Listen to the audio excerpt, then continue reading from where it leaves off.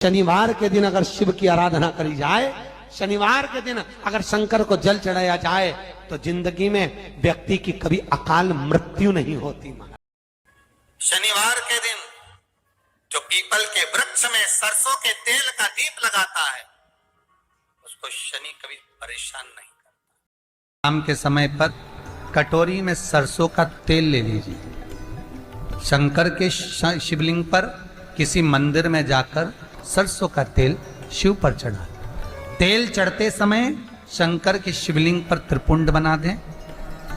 ये एक उंगली, चीटी उंगली के पास वाली उंगली शंकर के शिवलिंग पर टच कर कर रखें और अपनी मनोकामना पूर्ण कहें।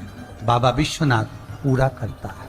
भगवान शंकर के द्वार पर स्वयं से ये नस दब गई है या ये कमर दब रही है तो आप 2-4 दिन कर देखो। कलश के अंदर जल, जल में इत्र का थोड़ा सा भाग, पीपल की जड़ के नीचे आप उसका सिंचन करिए पिपलेश्वर महादेव के नाम से। भोलेनाथ तुम्हारी नहीं सुन रहा है तो 1 लोटा जल, 1 दुर्वा और 1 बेलपत्र, ये 3 चीजें लेकर जल जब चढ़ाओ तो पहले गणेश जी का स्थान, फिर कटी भाग, फिर शिवलिंग। समझ में आ गया? गणेश जी का स्थान, कटी भाग जलाधारी, फिर शिवलिंग। दुर्वा गणेश जी के स्थान पर समर्पित कर दो और बेलपत्री अशोक सुंदरी वाली जगह पर समर्पित कर दो। ये 3 चीजें अगर आप 2 हफ्ते में, 1 महीने में अगर एक बार भी अगर करते हो तो देवादिदेव महादेव आपकी मन की कामना पूर्ण जरूर करते हैं। ये निश्चित। मान लो कोई व्यक्ति पैसे खाकर चले गया, नहीं दे रहा है, तो शास्त्र कह रहा है भगवान शंकर के मंदिर में शमी का पत्ता, शमी पत्र, शंकर के मंदिर में काली तिल्ली के साथ में शमी पत्र उस व्यक्ति का नाम लेकर शंकर के शिवलिंग पर चढ़ा दीजिए महाराज। वो धन देने के लिए हाथ जोड़कर आएगा। रुपया वापस। शनि प्रदोष। नरेंद्र ने बोला, लक्ष्मी आज शनिवार का दिन है जिस दिन अपन इस दरिद्रता से मिलने के लिए पीपल के पेड़ के नीचे आए हैं। हिंदू धर्म में ये दिन पीपल के वृक्ष के लिए पूजनीय होगा। जो भी शनिवार के दिन पीपल के वृक्ष की पूजन करेगा, दूध चढ़ाएगा या मिष्ठान का भोग लगाएगा, लक्ष्मी और नारायण उसके घर में प्रवेश कर जाएगा। लक्ष्मी और नारायण उसके घर में प्रवेश करेगा। इसलिए नियम बनाया। कौन से दिन का? शनिवार। लक्ष्मी जी बोली, नारायण आपने तो 1 दिन का वार लिख दिया। शंकर जी ने 7 वार बनाए हैं, रविवार, सोमवार, मंगल, बुध, गुरु, शुक्र और शनि। ये शिव जी ने बनाया। अब 1 दिन आपने अपना बना लिया, बाकी के दिन अगर कोई इस पीपल के वृक्ष के नीचे आएगा और यहां तो दरिद्रता बैठी है तो उसका क्या होगा? भगवान नारायण बोले, सुन दरिद्रता, तेरे से एक विनती है, अगर कोई भी मनुष्य इस पीपल के पेड़ के नीचे अगर 7 दिन में आता है और उसके हाथ में अगर कोई सामग्री होती है तो तू उसके घर में प्रवेश नहीं करेगी। नियम है पीपल के वृक्ष का, या तो पानी का लोटा लेकर जाओ, कुंकू का चोपड़ा लेकर जाओ, शक्कर लेकर जाओ, या पेड़ के नीचे चींटी को डालने के लिए आटा ले जाओ, पर खाली हाथ पीपल के वृक्ष के नीचे कभी मत जाओ, कभी नहीं। खाली हाथ जाओगे तो दरिद्रता तुम्हारे घर में प्रवेश करेगी। दरिद्रता उठकर खड़ी होकर बोली, नारायण तुमने अपनी मनमानी करी है, एक दिन मुझे भी मेरा चाहिए। भगवान ने कहा, बोल कौन सा दिन चाहिए? दरिद्रता कहती है, रविवार के दिन इस पीपल के वृक्ष के नीचे मैं दिन भर नृत्य करूं, इसमें रहूं, और जो यहां आए रविवार को मैं उसके घर में प्रवेश करूं। भगवान ने कहा, ठीक है। दरिद्रता, रविवार का दिन एक ऐसा दिन रहेगा जिस दिन तू इस पीपल के वृक्ष के नीचे नृत्य करेगी और जो आएगा इस पीपल के वृक्ष के नीचे तो उसके साथ प्रवेश करेगी। मैंने तुझे वर दिया। इसलिए हमारे यहाँ केवल पीपल का वृक्ष अगर दीवार में भी लग जाता है ना, किसी की फैक्ट्री की दीवार में, किसी के घर की दीवार में पीपल का वृक्ष अगर लग जाता है, पीपल का पौधा लग जाता है, उसको कितना भी तोड़ लो वो वापिस लग जाएगा। फिर तोड़ोगे फिर लग जाएगा। अगर पीपल के पौधे को तोड़ना है तो केवल रविवार का दिन एक नींबू, एक मिर्ची और बमूल का कांटा, ये 3 चीजें रखने के बाद में आधे घंटे बाद रविवार के दिन पीपल के पेड़ को उखाड़ कर फेंक दो, दूसरी बार कभी पीपल दीवार में लगता ही नहीं, कभी नहीं लग सकता। केवल एक रविवार का, केवल एक संडे, इतवार का। घर में दीवानों पर अगर पीपल लग भी गया है, इसलिए पीपल के वृक्ष को उखाड़ने का, अगर घर में पीपल लगा हुआ है या पीपल का पौधा हमारे घर में लग गया, उसको उतारना, निकालना, लगाना, तो पीपल के वृक्ष को अगर निकाला जाता है तो रविवार के दिन, और अगर पीपल के वृक्ष को कहीं लगाया जाता है तो सोमवार के दिन या मंगलवार के दिन, बुधवार के दिन, इन दिनों में लगा सकते पीपल के वृक्ष कहीं लगाना।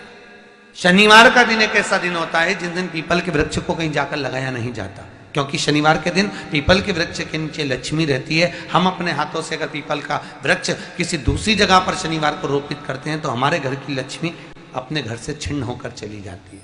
इसलिए शनिवार के दिन पीपल लगाया नहीं जाता, किसी के घर जाकर उसको वापस पलटा नहीं जाता। लग गया उसको डाल।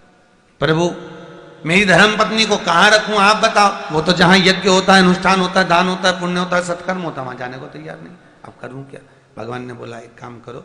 दुर्वासा जी बोले जिसके यहां रात्रि में बर्तन झूठे पड़े रहते हो उसके घर में इस दरिद्रता को लेकर तुम प्रवेश कर जाना।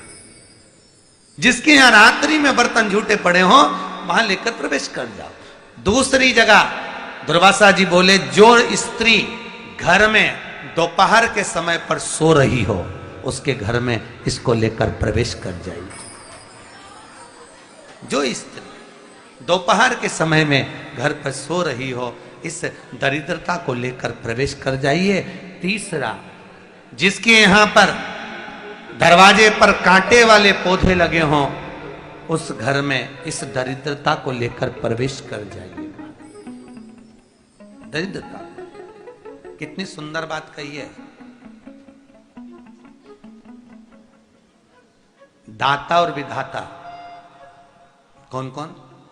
दाता और विधाता। लक्ष्मी और दरिद्रता के सगे भाई हैं। कौन कौन? दाता और विधाता। दाता को फिटकरी प्रिय है, विधाता को नमक प्रिय है। ये दोनों हमेशा लक्ष्मी को और दरिद्रता को दोनों को समझाते थे, दोनों में प्रेम बढ़ाते थे। आज भी हिंदू धर्म की रीति है। यहां तो ठीक है, जिसके यहां पर भी अगर थोड़ी सी भी परेशानी होती है, थोड़ा सा क्लेश होता है, अशांति होती है, लक्ष्मी नहीं टिक रही हो, काम नहीं बन रहे हो, बहुत प्रयास करा जा रहा हो और हमारा कार्य नहीं होता, तो क्या करते हैं? फिटकरी और नमक को पानी में डाल देते हैं और घर में पोछा लगा देते हैं। आप लोगों ने आजकल फेसबुक पे भी पढ़ा होगा, व्हाट्सएप पे भी पढ़ा होगा। तो क्यों लिखा उसमें? उसका कारण ही केवल ये है कि दाता और विधाता की प्रियता उसमें। माता ख्याति के जो 4 बच्चे हुए इसमें जो 2 लड़के हैं दाता और विधाता, उसकी प्रियता उसकी पूर्णता उस। अब दुर्वासा जी बोले अपनी धर्म पत्नी को वहां लेकर, जहां कांटेदार पौधे लगे हों वहां पर लेकर प्रवेश कर जाइए। कांटेदार पौधों में उस दरिद्रता का निवास हो गया। कितना विचित्र कथा यहां वर्णन करी है।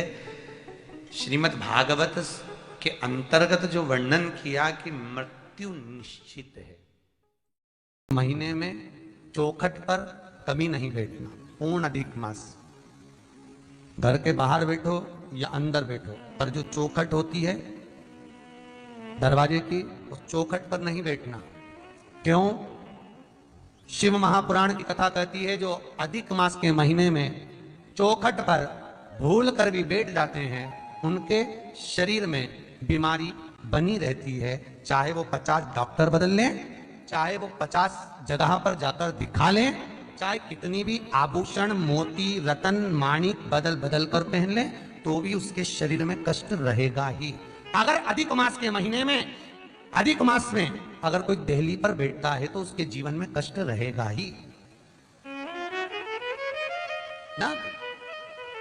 और बहुत सुंदर कहा है महाराज। नवमी तिथि अधिक मास की, चाहे शुक्ल पक्ष की नवमी हो चाहे कृष्ण पक्ष की नवमी हो, जिस व्यक्ति को बहुत ज्यादा बीमारी रहती हो, शरीर में बहुत कष्ट हो, टेबलेट खा खा कर जिंदगी निकल रही हो, बीमारी डॉक्टर का पीछा ही नहीं छूट रहा हो, तो शिव महापुराण, विष्णु पुराण और स्कंद पुराण में जो पुरुषोत्तम कथाओं का वर्णन किया गया है, एक आटे का दिया, उसमें 4 बत्ती, आटे के दिए में 4 बत्ती रखें, तिल्ली का तेल डाल लें, थोड़ा सा उसमें सरसों का तेल डाल लें।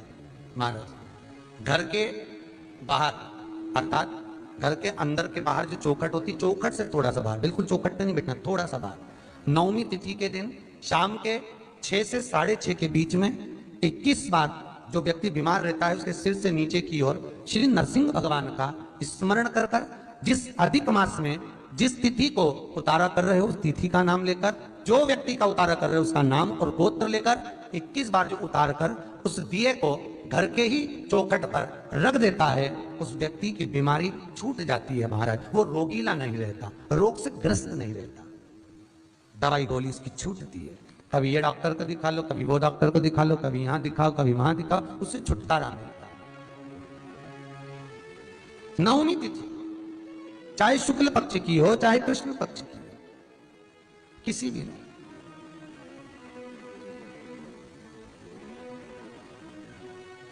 किसी भी नवमी को आप उतारा कर सकते। भगवान नरसिंह का स्मरण करना, नाम लेकर आप कर सकते। महाराज नेत्र ज्योति के लिए भी किया जाता है, वो केवल अधिक मास में ही किया जाता है। नेत्र ज्योति के लिए जिनके बच्चों की आंखों की ज्योति कमजोर हो गई हो या आपके नेत्र की ज्योति चली जा रही हो, समाप्त होती चली जा रही हो, तो नेत्र ज्योति के लिए भी किया जाता है महाराज। परंतु वो अधिक मास के महीने में नौवीं और 10वीं, अर्थात नौवीं की रात्रि के 12 बजे या 10वीं की रात्रि के 12 बजे घी का दिया हथेली में रखकर दरवाजे के बाहर उस दिए को हथेली में रखकर चंद्र का दर्शन रात्रि के 12 बजे दिए की लो में चंद्र का दर्शन करते हैं, उससे ज्योत प्रबल होती है हमारे। या तो होगा वो नौवीं की रात्रि 12 बजे या 10वीं की रात्रि की 12 बजे चंद्र का दर्शन, दीप घी का हाथ में जलाकर, नाम गोत्र अपना बोलकर, नरसिंह भगवान का स्मरण कर कर, अधिक मास का स्मरण कर कर, ज्योति में चंद्र का स्मरण कर कर दर्शन किया जाता है। नेत्र कमजोर हो तो उसके 3 या 4 दिन में ज्योतियों का क्रम बढ़ना प्रारंभ होता है। वैसे तो 15 दिन का लिखा है, पर शिव महापुराण कहती है 3-4 दिन का क्रम बहुत होता है, बढ़ता जाता है। प्रबलता की ओर महाराज न नीचे मरे न ऊपर, जंघा पर मारूंगा, न अंदर न बाहर, दहली पर मारूंगा, न अस्त्र से न शस्त्र से, नख से फाड़ूंगा।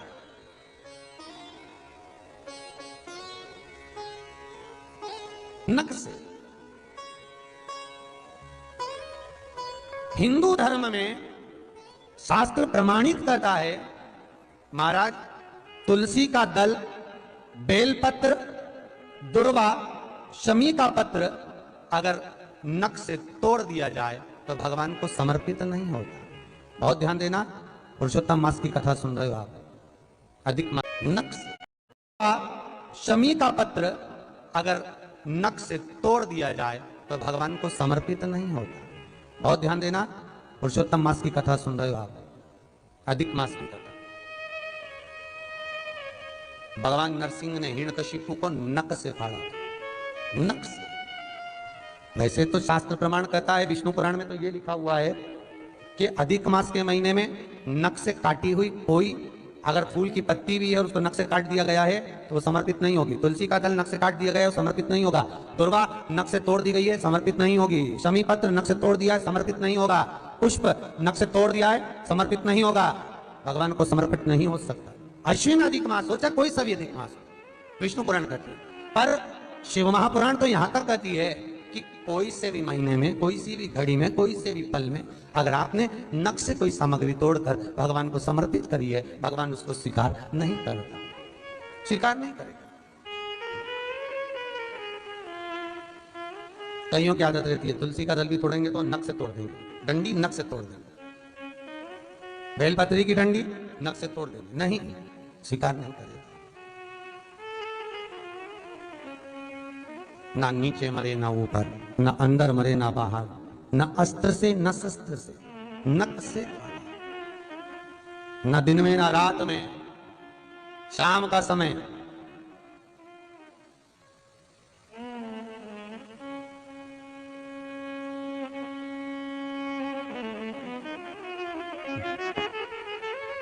जानने के लिए। भगवान हनुमान जी महाराज लंका में जब प्रवेश करे थे तो हनुमान जी इतने बड़े विद्वान हैं, विद्यावान गुणी अति चातुर, इतने विद्वान श्री हनुमान जी महाराज किसी के घर में नगर में प्रवेश कर रहे हैं, वो भी रात्रि को, शाम के समय, रात्रि को।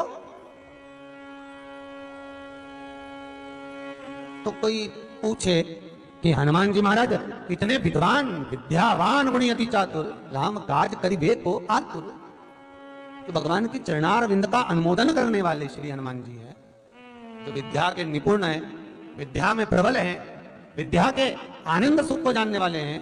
उनको सूर्य नारायण भगवान ने कितना ज्ञान दिया होगा कि रात्रि के समय, शाम के समय किसी के घर की देहली पर, दरवाजे पर नहीं जाना चाहिए। फिर हनुमान लंका में क्यों गए? कितना सुंदर कहा है।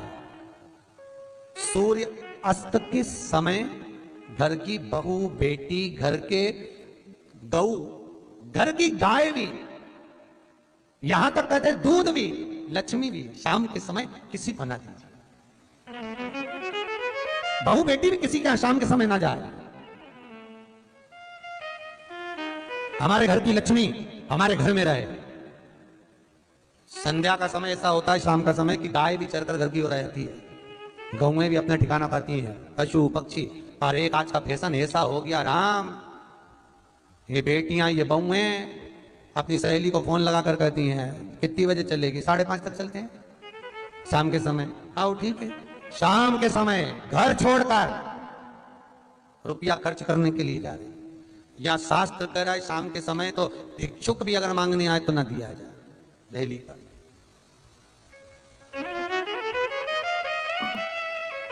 घर की लक्ष्मी, घर की बेटियां, घर की बहुएं, घर में स्थिर, घर में स्थिर।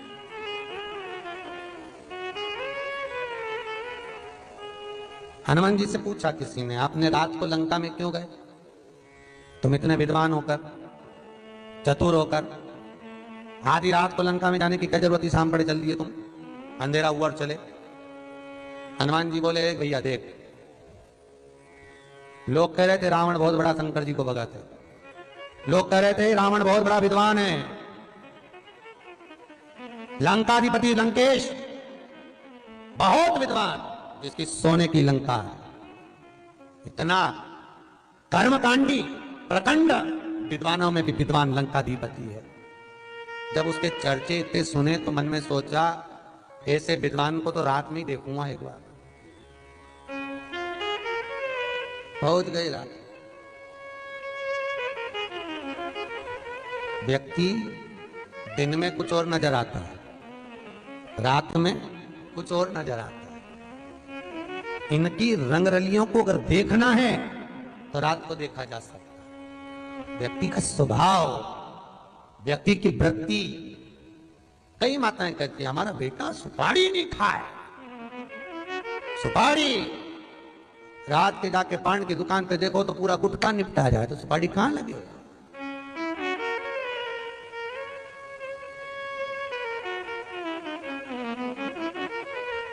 हमारा बेटा कुछ नहीं पिए, क्योंकि एक ही बार ऐसी पी ले तो कहीं नहीं पिए। ये उसी में कहा ले। एक माता जी आके बोली फोटो दिखा के देखो ना गुरुजी, लड़के के लिए लड़की देख के आई हूं, कैसी लग रही है? हमने कहा बहुत जोरदार है, अच्छी है। गुरुजी हम 8 लोग गए थे, 4 घंटा बैठे। गुरुजी इतनी बढ़िया लड़की, मुंह से आवाज नहीं आई गुरुजी, इतनी सीधी, इतनी। हमने जो प्रश्न करा बस उसका उत्तर दिया, कुछ बोले ही नहीं। गुरुजी इतनी बढ़िया लड़की, आपको कैसी लग रही? हमने कहा बढ़िया है।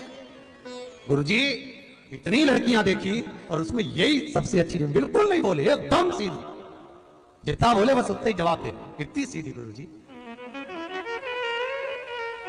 कैसी रहेगी? हमने कहा अच्छी रहेगी।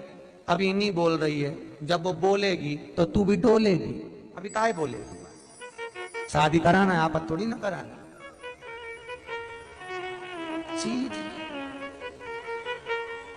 बाद में मालूम पड़ता है तू तो काली रे कल्याणी हो मां, जित देखूं तो जोग माया।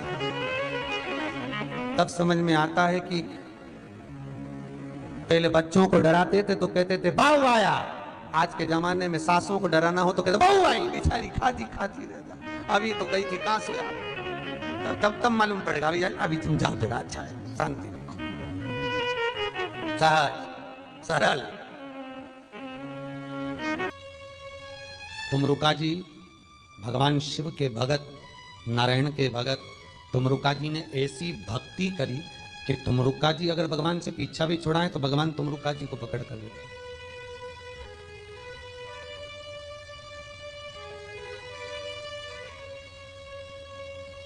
तुमरुका जी को भगवान पकड़ कर महाराज कितना छुड़ाई नहीं। एक बार अगर भगवान ने किसी भक्त को पकड़ लिया तो फिर उसको अपना बना लिया, फिर भटक नहीं सकता। बस मार्ग प्रशस्त हो। बहुत सरल सी बात है। शिव महापुराण तो यहां तक कहती है कि हम 24 घंटा शंकर का नाम नहीं ले सकते, राम नाम नहीं ले सकते, कृष्ण नाम नहीं ले सकते, 24 घंटा भगवान का भजन नहीं कर सकते, 24 घंटा हम स्मरण नहीं कर सकते। तो शिव महापुराण यहां तक कहती है कि अपने गले में तुलसी की माला पहन लो या रुद्राक्ष की माला पहन लो। 21,600 श्वास मनुष्य के शरीर से जो रोज निकल रही है, जब आप गले में तुलसी की माला या रुद्राक्ष की माला पहन लेंगे तो वो 21,600 श्वास जो आने का जाने का क्रम कर रही है, वो 21,600 श्वास खुद मंत्र जाप हो जाए, खुद मंत्र जाप।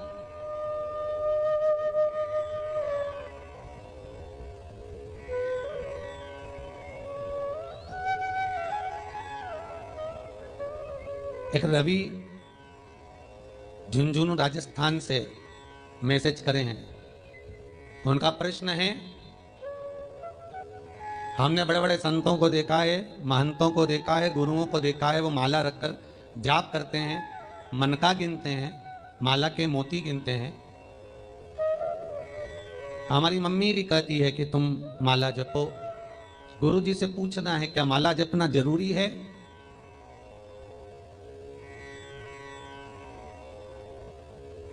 हाथ में माला लेकर बैठना जरूरी है? रवि जी, अगर आप शिव महापुराण की कथा झुंझुनू से सुन रहे हो तो आपको साधुवाद है, जो आप लगातार इतनी कथाओं को सुन रहे हैं और इतने प्रेम से सुन रहे हैं। सीए की आप पढ़ाई कर रहे हैं, बाबा आपको सीए में पास करें, तो यही भगवान से प्रार्थना करेंगे। पर यह जरूरी नहीं है कि आपके हाथ में माला रहे। कल कथा में देवऋषि नारद को तेल का कटोरा देकर भगवान ने भेजा और नारद से पूछा, तूने मेरा नाम कितनी बार लिया? नारद जी कहते, नाम लेते तो ये तेल ढुल जाता, इसलिए नाम नहीं लिया। भगवान कहते हैं, तुझ में और जगत में यही अंतर है। जगत के लोग काम करते रहते हैं और घट की जीवा से नाम जपते रहते हैं। निवेदन है, तुम्हारे गले में जो तुलसी की माला हो, तुम्हारे गले में जो रुद्राक्ष की माला हो, उसमें मन के 108 होना चाहिए या 108 से भी ज्यादा होना चाहिए। कम मनके की माला मत पहनना गले में। बारीक बारीक मनके की कर लो, छोटे से छोटे मनके की कर लो, 100 से भी ज्यादा हो, 108 से भी ज्यादा हो। क्यों? क्योंकि गले में अगर तुलसी की माला होगी, गले में रुद्राक्ष की माला होगी, भले तुम्हारे मुख से नाम ना निकले, भले तुम्हारे हाथ में करमाला ना आए, भले तुम भगवान का नाम जपो ना जपो, भले तुम भगवान को भोग लगाओ ना लगाओ, भले तुम तीर्थ जाओ ना जाओ, पर गले में अगर तुलसी की माला या रुद्राक्ष की माला तुम्हारे गले में है तो चिंता मत करना, तुम्हारी श्वास जितनी निकलेगी, 21,600 श्वास जो मनुष्य के शरीर से प्रतिदिन निकल रही है, वो 21,600 श्वास के मनके का फल तुम्हें रोज का प्राप्त हो जाएगा। बस ध्यान रखना, गले में मन का होना जरूरी है, गले में माला होना जरूरी है। भले रुद्राक्ष का एक मन का हो, भले तुलसी का एक मन का हो, पर गले में हो तो उसका फल मिलेगा, घटेगा नहीं।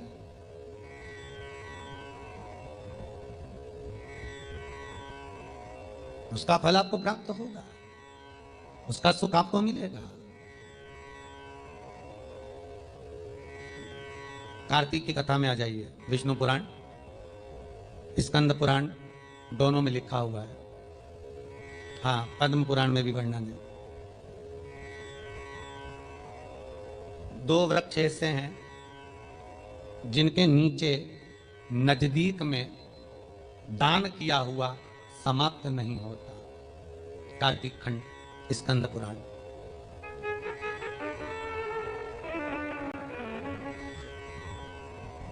कार्तिक खंड विष्णु पुराण, पद्म पुराण, गर्ग संहिता में भी आप ढूंढेंगे तो मिल जाएगा। गीता प्रेस गोरखपुर की तुलसी अंक निकालेंगे तो उसमें मिल जाएगा। 2 वृक्ष ऐसे हैं जिनके नजदीक में जो दिया जाता है वो समाप्त नहीं होता। एक आंवले का वृक्ष, दूसरा तुलसी का पौधा।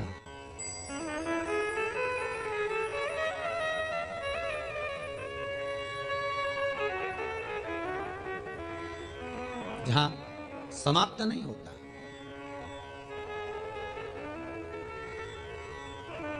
आ जाइए महाराज, शिव कथा कर रही है।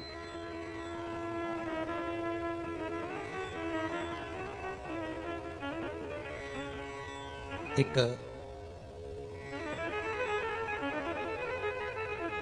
बुढ़िया बैठकर रो रही थी। विष्णु पुराण। रो रही है, रुदन कर रही है। पूछा क्या हो गया? मेरा पति ना जाने कहां गया, मेरा पुत्र ना जाने कहां गया। तो किसी भीड़ भाड़ वाले इलाके में गई थी। विष्णु पुराण का बहुत सुंदर संवाद है महाराज। तो किसी नदी के घाट पर गई थी तेरे परिवार के साथ? नहीं, मुझे दोनों छोड़ गए। मैं इस भूमंडल पर अकेली हूं।